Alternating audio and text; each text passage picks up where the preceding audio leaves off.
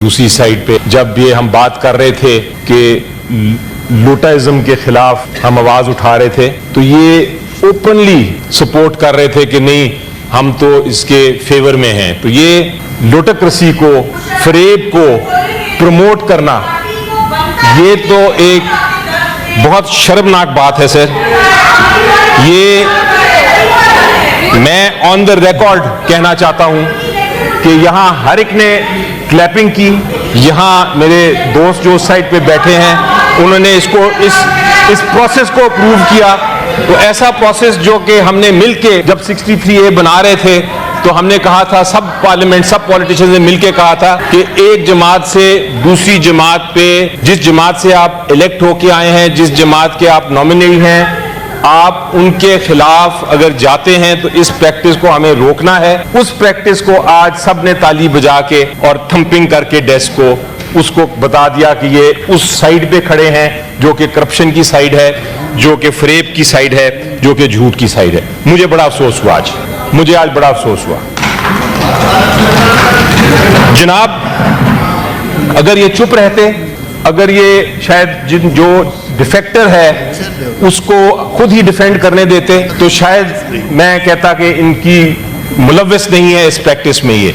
लेकिन आज थंपिंग करके बदकिस्मती से जिसने थंपिंग की है वो इस प्रैक्टिस में मुलव्वस है। कल को ये ना कहिएगा, कल को ये ना कहिएगा कि लोटाइज्म के खिलाफ है हम, कल को ये ना कहिएगा कि हम डिफेक्शन के खिलाफ हैं। दूसरी बात यह है सर कि अमेंडमेंट जो है, हम सब ऑपोजिशन में जब हमने अपनी अपनी तकारीर की थी, हमने कहा था कि जल्दबाजी में ना करें, ये एक आईनी अमेंडमेंट है, इसको जल्दबाजी में ना करें, खुदारा इसमें गलतियां निकलेंगी। लेकिन सबने 64 वोट्स दिए और सबने अप्रूव किया। जब वो नेशनल असेंबली में पहुंचे, जब ये अमेंडमेंट, ये सेनेट की जो 27वीं तरमीम थी, नेशनल असेंबली में पहुंची तो पता चला बड़ी बड़ी गलतियां हैं। एक जो सबसे बड़ी गलती निकली, जिसका अभी जिक्र किया लॉ मिनिस्टर साहब ने भी, वो ये थी कि जो आईनी अदालत बना रहे हैं उसको मार्शल लॉ को एक्सेप्ट करने की भी इजाजत है। इसलिए ये गलतियां जो थी वो दूर करने के लिए वापस सेनेट में आए हैं।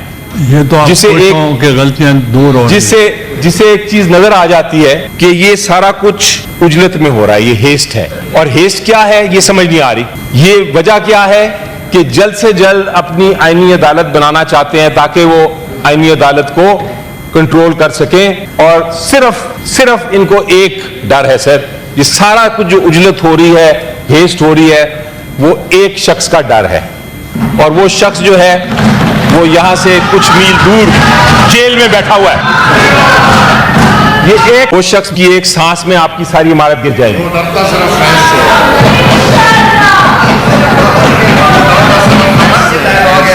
जनाब, ये हम आपको बता रहे हैं, ये आपको बार बार बता रहे हैं, सेनेट में भी बता रहे हैं, ये डायलॉग्स नहीं है, ये असलियत है।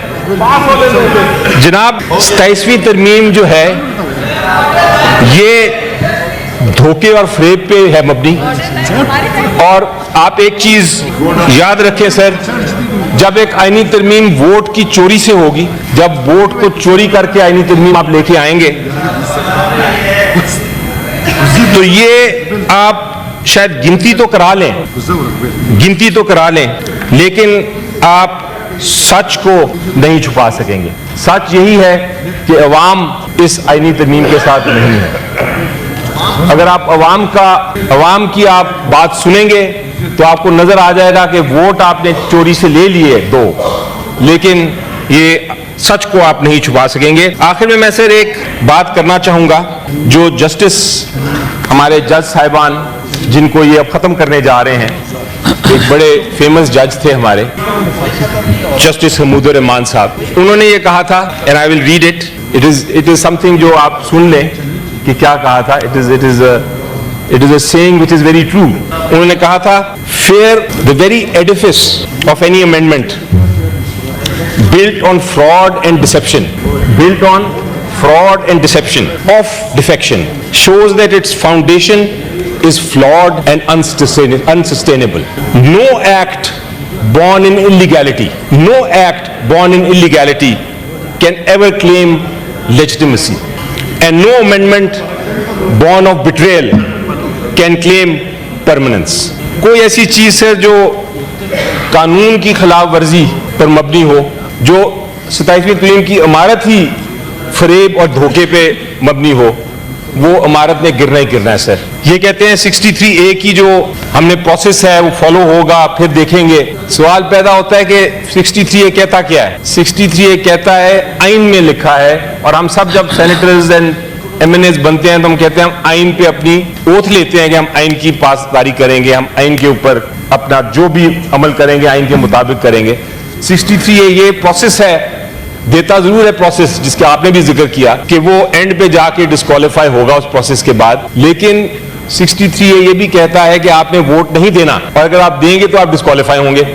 सो प्रोसेस अपनी जगह, लेकिन डिस्क्वालिफिकेशन अपनी जगह। तो मेरी नजर में ये सारा का सारा जो मजाक हो रहा है, आज भी आप वोट ले लेंगे शायद यही दो, क्योंकि आपने रूलिंग दे दी है, लेकिन ये 27वीं तरमीम नेशनल असेंबली में जो आपने अमेंडमेंट लेके वापस आ रहे हैं, ये सस्टेनेबल नहीं है। से वोट करना पड़ेगा, and they will need 2/3 majority, 64 votes उनको चाहिए होंगे।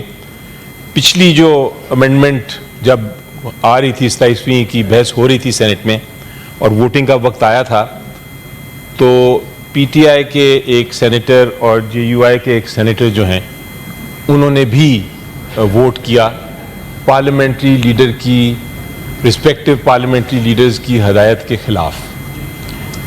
जब वो वोट किया उसके खिलाफ, तो 63A लागू हो जाता है। 63A के तहत वो ऑटोमेटिकली आइन कहता है कि डिस्क्वालिफाइड है।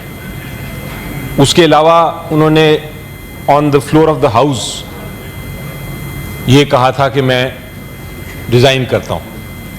अब अगर वो रिजाइन कर गए हैं और 63A जो आइन का मैं पढ़ सकता हूं वो लागू हो जाता है, तो इससे पहले कि हम वोटिंग के प्रोसेस में जाएं या हम कोई और मज़ीद बात करें, ये हमारी रिक्वेस्ट है कि वो उनका वोट, इन दो हजरात का वोट काउंट नहीं होगा। और यही कामरान मुर्तज़ा साहब ने भी यही बात करनी है, वो उनको भी ज़रा फ्लोर दे दीजिए इसी बात पे। ये पॉइंट हमारा जनाब चेयरमैन, इससे पहले कि हम आगे कार्रवाई चलें, क्योंकि otherwise we'll have to challenge this entire process. ये entire process is against our. Thank you so much sir. Faisal, please take your seat. You take your seat. Leader of House. Leader of the House. बिस्मिल्लाहिर्रहमानिर्रहीम।